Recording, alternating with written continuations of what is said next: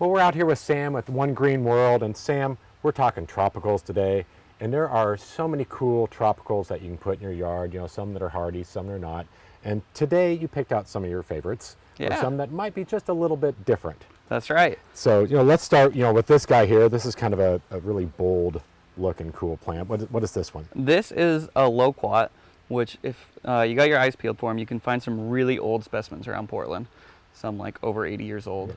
And what is Loquat? You hear of them, but it's... Yeah, it's actually a apple and pear relative. It's in the rose family. Okay. And so when you see it, it looks like kind of a little pear.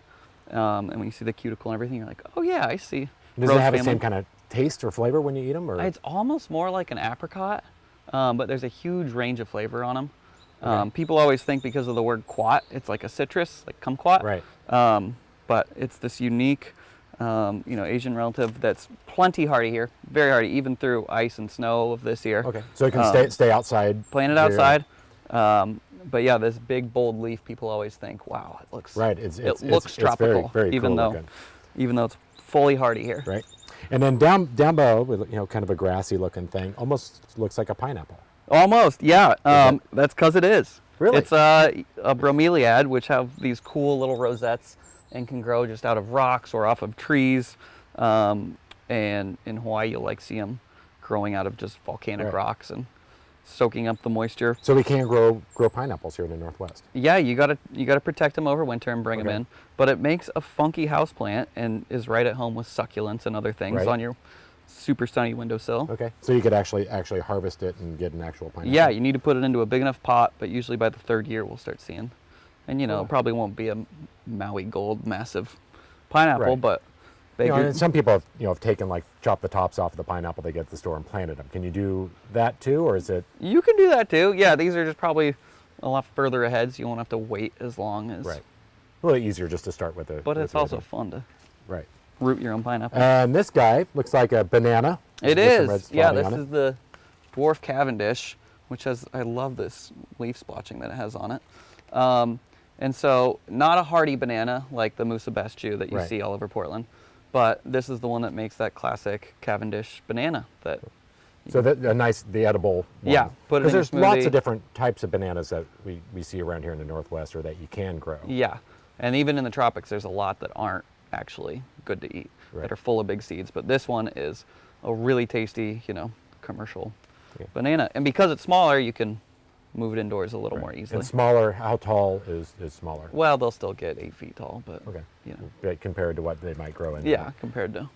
So this would be best if they do need to bring it in to grow it in a big pot or container. Yeah, and then makes a really, powerful house plant in the winter. Right. Okay, and then next guy there looks kind of a vining, kind of twining guy. Yeah, and we see this genus all over Portland, Passiflora, but the ones that we grow are not fully edible. They're fully hardy, but when you open up the passion fruit that it makes, it's just full of air and disappointment. But this one actually makes an edible fruit. Oh, nice. Yeah. And then does it, a lot of times we'll see the passion flowers, that really cool. Does this have a similar kind of flower to it? Oh yeah, yeah, bright purple filaments and the whole thing, giant white petals. Yeah, and it looks like it's a climbing and vining. Yes. Kind of guy. So again, we try to, if we're going to bring these things back and forth from indoors to out, go with compact varieties.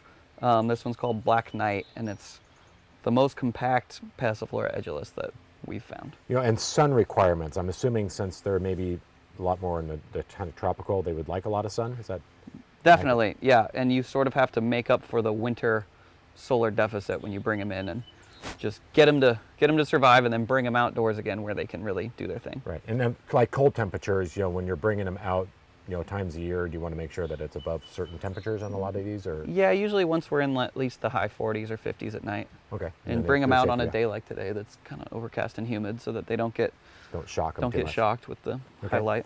And then one last one here. We're standing in front of a bunch of these guys. Yes. And these are? These are pomegranates. This is the big pomegranate stock plant table.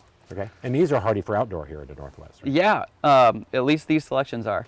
There's been a ton of work over in Turkmenistan and other places on hardy pomegranates, and in Russia and Ukraine. And there's a ton of different varieties.